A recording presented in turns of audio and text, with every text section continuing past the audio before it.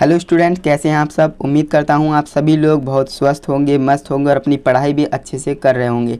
तो दोस्तों, स्वागत है आपका एक और नई इंटरेस्टिंग वीडियो में। आज की इस वीडियो में हम क्लास 12 फिजिक्स का एक इम्पॉर्टेंट टॉपिक पढ़ने वाले हैं, जिसका नाम है वस्तु को आवेशित करने की विधियाँ। वस्तु को आवेशित करने के मेथड पढ़ने वाले हैं कि कितने मेथड होते हैं और किस तरह से हम आवेशित करते हैं किसी वस्तु को। ओके, तो आज की इस वीडियो में मैं आपको बेसिक से एडवांस तक आसान भाषा में आपको समझाने वाला हूँ इस टॉपिक को।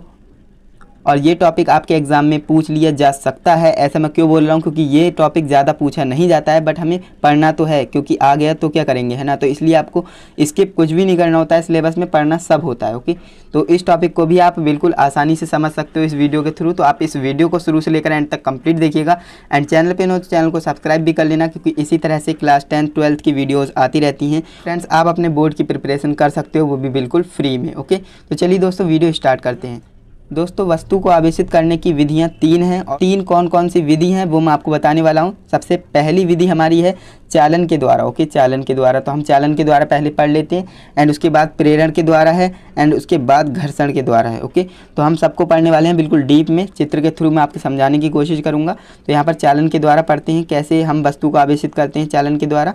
जब किसी आवेशित वस्तु को अनावेशित वस्तु के संपर्क में लाया जाता है, यानी आपके पास कोई 2 वस्तु हैं, एक आवेशित है और एक आवेशित नहीं है, यानी अनावेशित है। ओके, आप समझिएगा, आपके पास 2 वस्तुएं हैं। मान लीजिए मेरे पास 2 वस्तुएं हैं, हेडिंग एंड एक पेन है। ओके, इसमें से एक तो आवेशित है और एक अनावेशित है। ओके, इस तरह से आप समझ सकते हैं आपके पास 2 वस्तुएं हैं, एक आवेशित और एक अनावेशित है।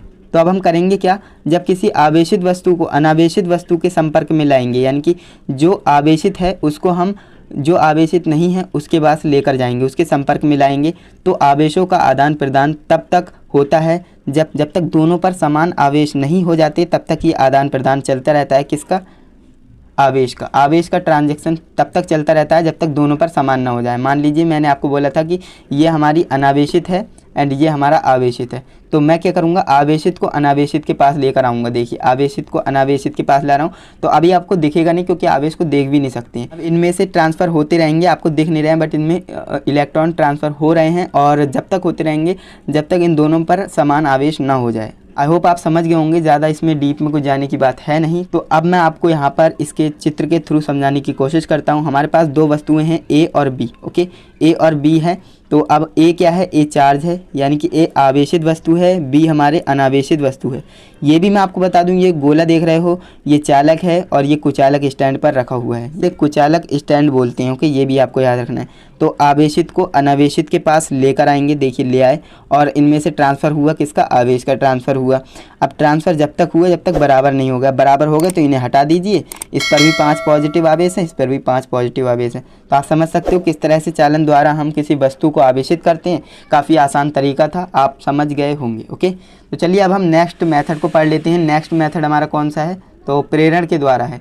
प्रेरण के द्वारा हम किसी वस्तु को आवेशित कैसे कर सकते हैं, प्रेरण के द्वारा हम किसी वस्तु को आवेशित कैसे करते हैं वो हम समझने वाले हैं। तो यहाँ पर देखिए, जब किसी आवेशित वस्तु को निरावेशित वस्तु के निकट लाया जाता है, तो उसके निकट वाली सतह पर विपरीत आवेश एवं दूर वाली सतह पर समान आवेश आ जाते हैं। इसे ही विद्युत प्रेरण कहते हैं। ओके, इसी को प्रेरण कहते हैं, ये आपको याद रखना है। अब किया क्या हमने, यहाँ पर देखिए ए और बी 2 हमारे पास वस्तुएं थी, एक आवेशित थी और एक निरावेशित थी। तो यहाँ पर हमने किया क्या, हम एक छड़ को लेकर के आए। ओके, छड़ हमारी धनावेशित है, तो धनावेशित होने के कारण इस पर धनावेशित और ऋणावेशित दोनों चार्ज होंगे।